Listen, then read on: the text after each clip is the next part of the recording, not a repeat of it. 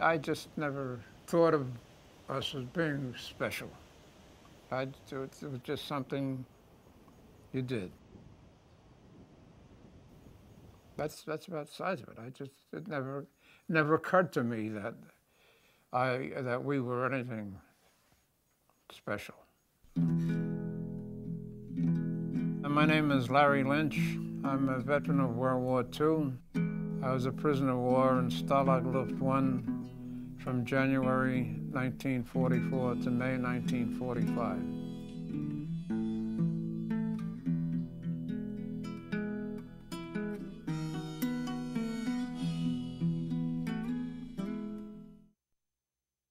I was living in Queens at the time when the war broke out, and I was drafted in February of '42. There wasn't much options with the draft. Everybody went. The fellas at home were drafted, and that was it, you know.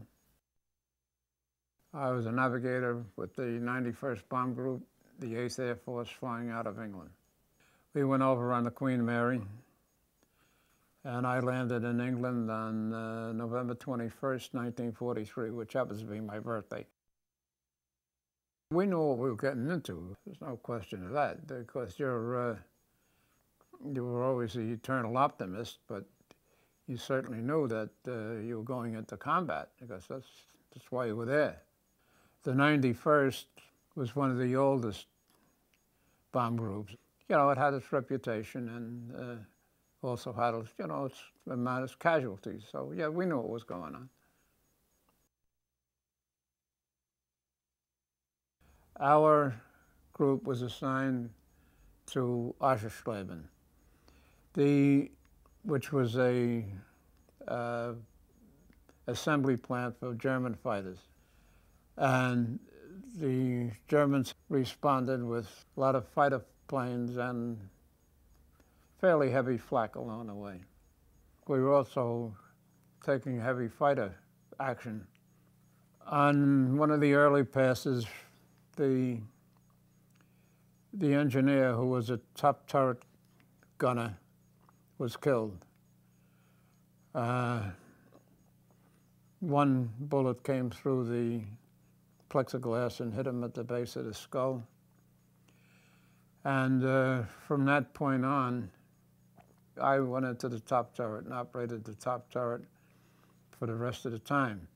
We were also hit by fighters in the #1 gas tank, which is on the left wing, and that was set on fire. We continued to target. Plane was on fire. We dropped bombs and headed out, and on the way out, it was impossible to put the flames out, so we bailed out. When I was going out through the escape hatch, and my co-pilot was with me, I put on my chute. He was having trouble putting on his chute because it was not snapping. Pilot told us to get out. I got out. Shortly after I got out, the plane blew up.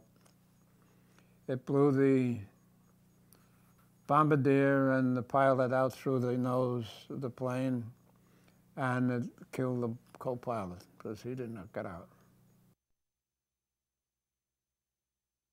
We were picked up right away, you know. I mean, they had rifles, we had no guns, so that was it, you know, picked up. You're thankful that you're alive. You're wondering, of course, what's going to happen.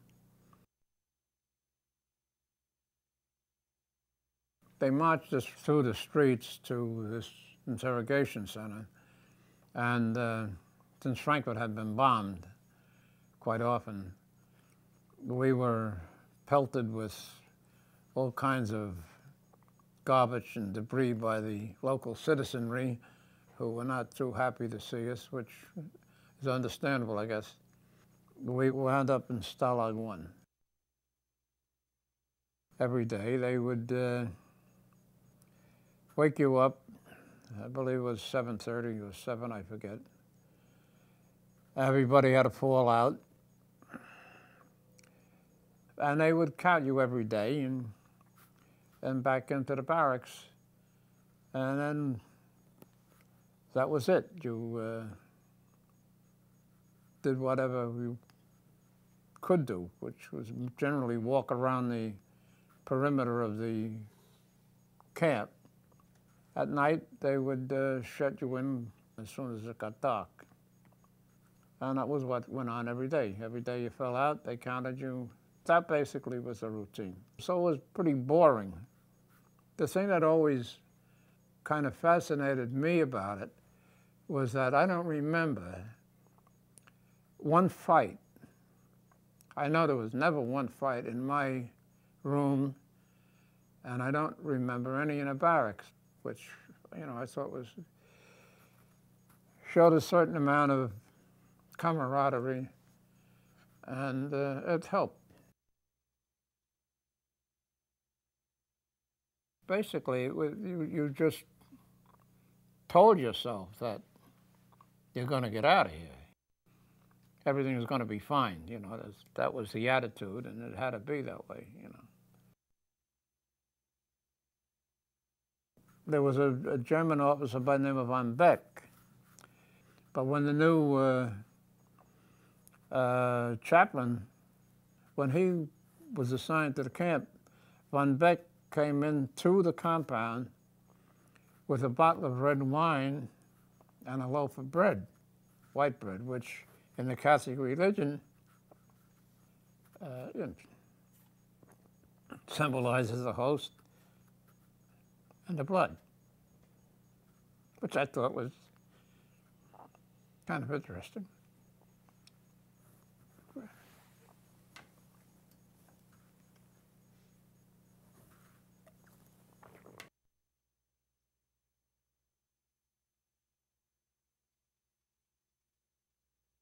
When the Red Cross came in July, I was finally informed that my son had been born, our son had been born, the day before I was shot down in January.